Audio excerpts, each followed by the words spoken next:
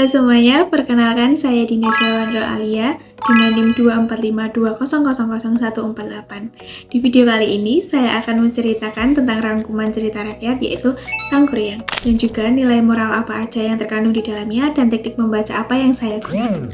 Yuk simak videonya. Sang Kuryang adalah cerita rakyat yang berasal dari daerah Jawa Barat. Dahulu ada seorang wanita cantik yang bernama Dayang Sumbi yang memiliki anak bernama Sang Kuryang. Suatu hari, Sang Kuryang ingin pergi berburu bersama anjingnya bernama Tumang. Tumang adalah jelmaan dewa dan sekaligus ayah dari Sang Kuryang. Namun karena tidak mendapatkan buruan, akhirnya Sang Kuryang pun marah dan membunuh si Tumang. Saat mengetahui hal itu, Dayang Sumbi pun marah dan mengusir Sang Kuryang dari rumah. Setelah lama pergi, Sang Kuryang pun tumbuh menjadi lelaki yang kuat dan juga tampan. Kemudian, Sang Kuryang pun tanpa sengaja bertemu kembali dengan Dayang Sumbi. Karena mereka berdua tidak saling mengenali, akhirnya pun Sang Kuryang jatuh cinta dan ingin menikahi Dayang Sumbi. Tetapi Dayang Sumbi akhirnya sadar bahwa Sang Kuryang adalah anaknya sendiri dari luka di atas kepalanya. Dayang Sumbi pun mencari cara untuk mengagalkan pernikahan tersebut dengan memberikan syarat kepada Sang Kuryang, yaitu harus membuat sebuah danau dan juga perahu dalam waktu 1 malam. Dengan kesaktiannya, Sang Kuryang pun hampir selesai menyelesaikan syarat tersebut. Namun, Dayang Sumbi membuat seolah-olah suasananya tuh sudah pagi hari. Ayam pun mulai berkokok dan Sang Kuryang mengira dirinya sudah gagal. Karena merasa marah dan ditipu, Sang Kuryang menendang perahu yang telah ia buat sehingga terbalik dalam kemarahannya.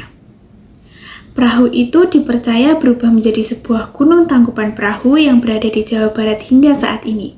Menurut cerita, perahu itu kemudian menjadi gunung tangkupan perahu.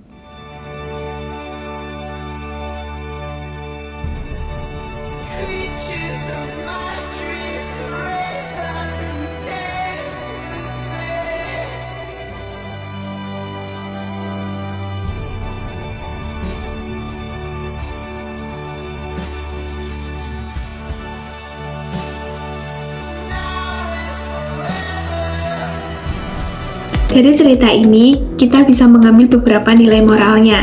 Yang pertama, kita harus menghormati orang tua. Dan yang kedua, kita tidak boleh melanggar norma. Dan yang ketiga, kita harus bersabar dalam menghadapi masalah.